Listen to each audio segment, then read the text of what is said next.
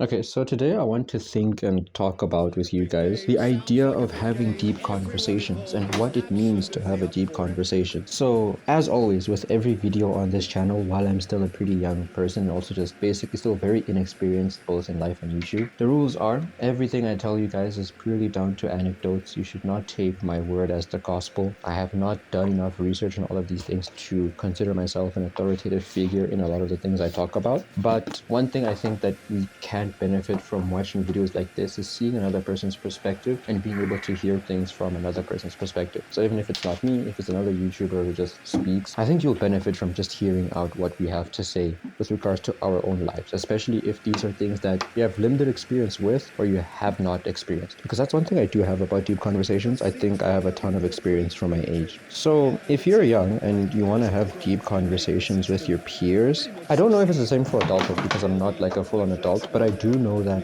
when I was in high school and I was talking to people in general, mainly my friends, whenever we had deep conversations, there were two conditions that were met. It was at the most random time possible, and it was also just down to them being people that I knew and that I could trust and respect when it came to their thoughts and opinions. So that's something that is important to think about if ever you do want to have a deep conversation with someone, that you both can respect each other's thoughts and opinions and that you guys genuinely just know each other. But also, another big thing about the deep conversation is that you have to take a look at yourself in the mirror and you have to think about what your capabilities are when it comes to having a deep conversation. And lucky for you, this video is going to talk about that. So let's talk about the first thing you need for deep conversation within yourself. You just need to know about a lot of things. Not in the sense that you have to know every topic perfectly, but just know about a lot of things in the most blunt way possible. The advice you might hear, and you might hear this advice in the form of just have a life. Go out, do things, see people, meet a different variety of people, talk about a variety of different things. And if you're not in the talking stage yet, just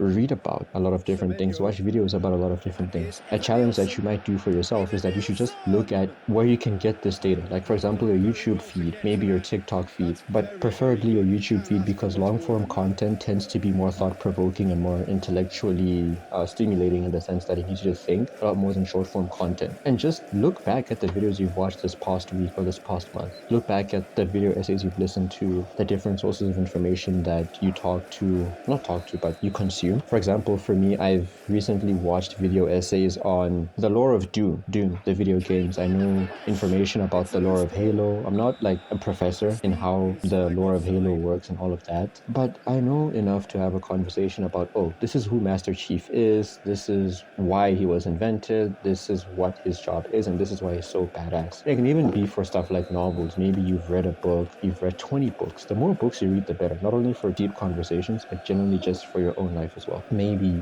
you've read The Hunger Games and you can talk about how you got basically lost in the brain of Katniss from The Hunger Games because the author was doing such a good job at writing in the voice of a character. The point is, when you go through and you live through a lot of experiences in life, well, two things happen, especially if you experience them properly. So by that, not being distracted. I don't want to say the thing that's in my head, but you feel some type of interest and pleasure in the sense that this is something new. That's number one. Number two is that when you go home and think about that, you can connect it to other parts of your life. And if you were pressed to think about certain aspects of that, then you can also just gain and benefit from the fact that you're thinking about certain aspects and parts of that. So those are the two things. I don't know if that second point sounds proper, but the point is, like, when you experience something new, you get the chance to think about it, and by thinking about it, you can also just develop some pretty deep thoughts that are unique to you. Now we move on to the next thing about having deep conversations and having conversations beyond surface level. You need to be able to accept that you don't have all the right answers when it comes to a conversation. In fact, if you want to go a bit deeper with me, I argue that when it comes to conversations like that, there really isn't a right or wrong answer in most cases. Of course, there are specific situations like when you talk about is murder a good thing or a bad thing and things like that. And I think you can understand to some extent how that would be obviously bad. But even for the sake of argument, there are some people who could really argue why murder would be bad. My opinion on all of that, I'd rather not say, because number one, I'm not really what I want to touch on in the video, and number two, I'm really not trying to get in that much trouble when having an opinion that is, for now, I just align to the basic opinion that murder is bad, and I'm not really going to try to pretend to be super intellectual and think about, oh, but murder could be good because of this and this and that. Again, even for that side, you could make arguments for that. But the point is, you need to accept that you could be be wrong. You need to accept that for whatever stance you take in a topic or for whatever side you stand on with regards to an argument, it doesn't guarantee that you're perfectly correct. Because, we're human. We make mistakes. And again, we live lives with perspectives. And our perspective is not perfect. Our perspective is formed by an imperfect world. And therefore, we're going to have an imperfect perspective. So if you want to have deep conversations, you have to walk into them with that expectation. The reason why I say that is that for me personally, I was someone who hated being wrong when I was younger. So whenever I did anything, I always wanted to be right. If I had a deep conversation, I wanted to carry the conversation. If I had a regular conversation about just the basic stuff, I wanted to carry that as well. If I had to do something with another person, I had to be better than that person at that thing. That's the type of person I was. And while it helps for competition, I'm going to say that for parts outside of competition, it's really not that good. So that's another criteria you need to hit if you really want to be good at having conversations in depth with people, is that you just have to accept and be willing to get things wrong. And more than that, also just be open to learning from the other person. The thing I love about conversations with people who aren't me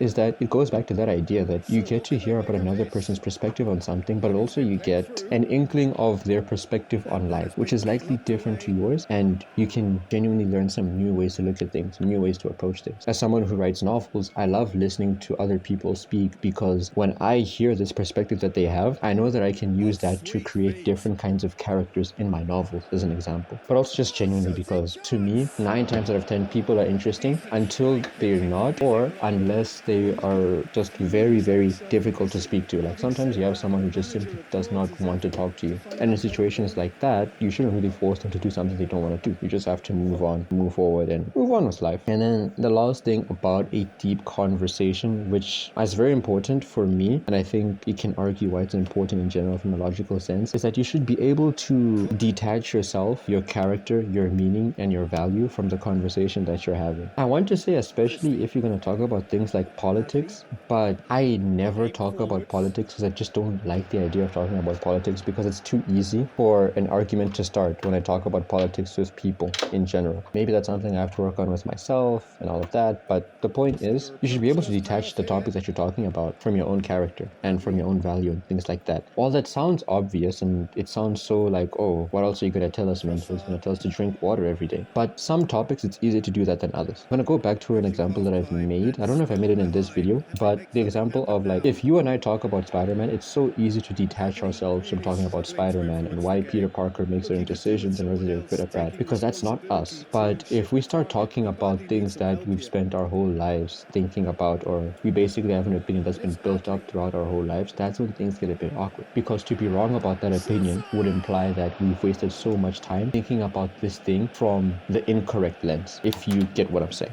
So with that regard, you really just be willing and able to just get things wrong, be willing and able to learn from the other person, and just look at it from the idea that you're taking in a perspective that's different to yourself. And if you really have to, think about what other parts of life you could use that perspective for. I'm lucky because I write novels, so I can use that perspective in my novels. But maybe for you, it could be this idea that you're having a deep chat about someone about solving a problem like a mathematical equation, and you learn something from them. Using their perspective, you can solve a mathematical equation. So when it comes to the criteria for being able to have deep conversations with people, if you ask me, from a pure anecdotal stance, it's basically what I've said this entire video. You need to be able to accept being wrong. You need to be able to listen to the other person and learn from the other person. You need to actually be able to have regular conversation with this person and know them at a surface level. And also, you need to be able to formulate your own thoughts and opinions. You need to be able to think about things. You need to have experiences, so you have more things to speak about with regards to deep conversations, and also more perspectives to approach a problem from. So when it comes to today's video, that's all I have for you guys. I do hope you found value in this one. I have to go. As you've noticed, my uploads have been less frequent than usual. That is because I went back to university and I have like 5 billion projects to do. But you guys are one of those projects, and I really want to make sure that I deliver to you guys. So if you did enjoy the video, please do help the channel out. Do leave a like. If you want to see more of this, do subscribe. And until next time, I hope you have a good one.